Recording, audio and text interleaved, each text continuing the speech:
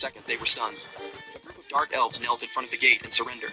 But Xiao He had not sent out a single soldier. And it only got more ridiculous. The lava giant lizard tribe came. The swamp Ghana tribe came. One after another, more than a dozen tribes knelt outside the city gate. I climbed onto the city wall and said to the angel beside me, "My dear student, do you know what this is called?" "Teacher, please enlighten me." "This is called a prosperous nation, wealthy people, and all nations coming to pay tribute." The angel pulled out a little notebook and wrote down every single word. The population exploded again, and the follow-up monster project was completely ruined. The head judge was urged. This is already the third time Xiao He has broken the challenge. The head judge announced on the spot, a hidden stage will be temporarily added. A new force. Winning the current divine challenge domain. Yo, bro, can you hear me? Now something can fuck.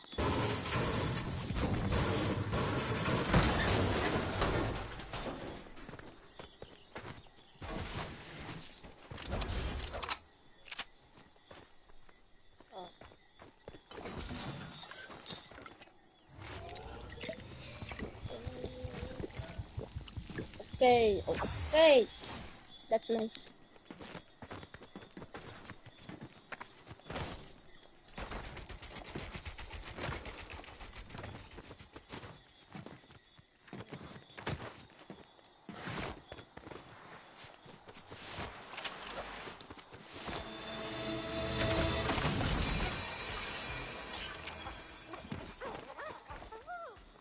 Nope, I'm currently just using the controller.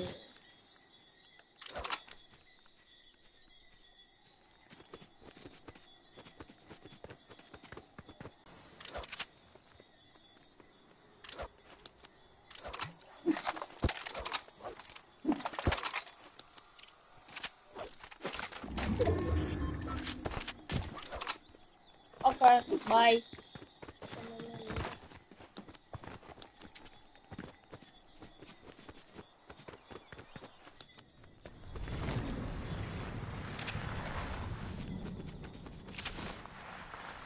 Then they put this kid in his place. I smiled and said to the angel, "Come with me to the Bone Cathedral. Your teacher will give you the second lesson." "What is the second lesson?" "What truth is and what justice is." I stood before the heart of the dungeon and pressed both hands onto it. Pale, holy flames burned fiercely. I began chanting my own summoning spell. Bone is matter, the foundation of all things. Light is energy, the source that drives all things. When the two become one, that is the fantasy summoning of the undead holy flame. I said, "Let there be road wheels and let there also be tracks." I said, "Let there be turrets and max out the caliber on both." A bone tank formed, indicating pure dominance. The angel took one look and felt her scalp go numb. Then I spoke again. I said, "Mass produce one of the bone tanks and part of the cathedral." I turned around. "My student, what is this?"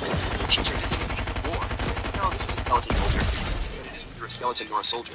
Shoha patiently explained, "A skeleton is made of bones. This is also made of bones. So if I call it a skeleton, is there a problem? A soldier goes to battle and kills enemies. This also goes to battle and kills enemies. So if I call it a soldier, is there a problem?" The angel's worldview shattered, but after it shattered, her eyes lit up. "Teacher, I understand again." I patted her on the shoulder. "Take these 100 skeleton soldiers to a place where the dragons can see them. Run a military exercise at full firepower. Do not save ammo." 15 minutes later, a landmark was erased under non-stop fire coverage. That mountain simply vanished into thin air. The elemental dragons reacted quickly. They signed a vassal state agreement. The dragon race became a vassal of the Dark Radiance Empire. The whole process was unbelievably smooth. The head judge received a report from the technicians. "Head judge, there is a more serious problem." "What is it now?" "From the start until now, he has not killed a single enemy. The settlement parameters are missing and the system is about to crash again." The head judge stayed silent for a long time. "Just give him full marks. Freeze the challenge. I'll talk to him myself." Time and space froze, and the head judge appeared in front of me. "Why are you here again? Believe me, I really did not want to come." I said, feeling wrong. This time, I really did not do anything. I did not kill a single monster.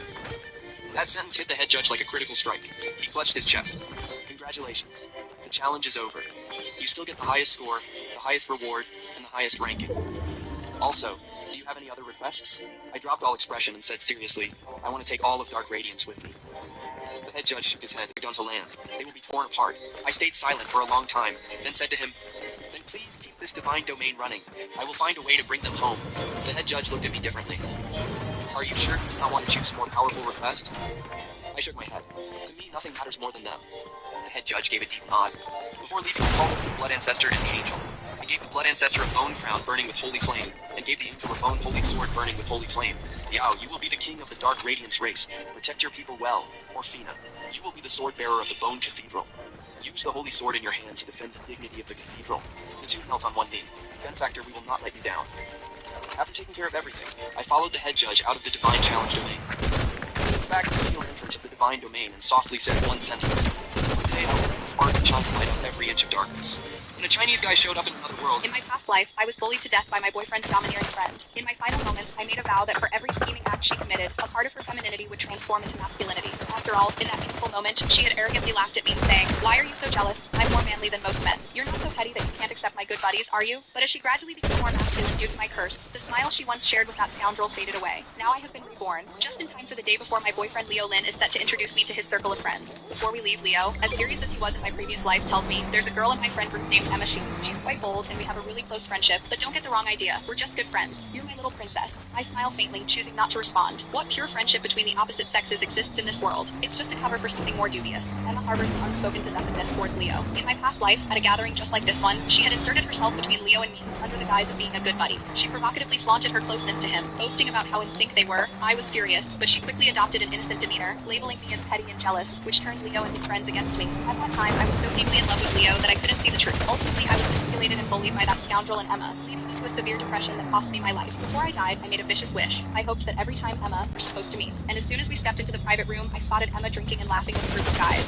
Upon seeing Leo, she immediately shouted and threw her arms around his shoulders. "Bro, you finally made it. Help me finish this drink." Leo didn't take the cup right away. Instead, he glanced at me first, before saying, "If not, don't try to keep up with the guys." Only then did Emma notice me, and she began her passive-aggressive antics. "Did you keep your girlfriend waiting while she got ready?" She sneered. "My girlfriend is beautiful. Is it wrong for her to want to look nice?" Leo shot back. Emma scoffed. "What's the point of slapping on all that makeup? It's so fake and annoying. It's way more fun to drink and play cards with the guys. You think everyone is like you, looking like a tomboy?" Leo seemed oblivious to her sarcasm, instead affectionately wrapping his arm around her shoulder and downing the drink in one go. "Whatever she owes you, I'll drink for her." Laughter erupted around us, while I stood by observing coldly. It wasn't until Leo's good friend and roommate, Ethan Chen, couldn't take it anymore that he turned to Leo and asked, "Didn't you say you were going to introduce Sophia's son to us? Why is she left standing alone?" Only then did Leo remember me, setting down his beer and coming over to my side. "This is my girlfriend Mia. Isn't she beautiful?" The guys around us chimed in with compliments. "Wow, she's stunning." No wonder Leo has been so protective of her. As the attention shifted to me, I noticed Emma's displeasure. She deliberately asked, "So Mia,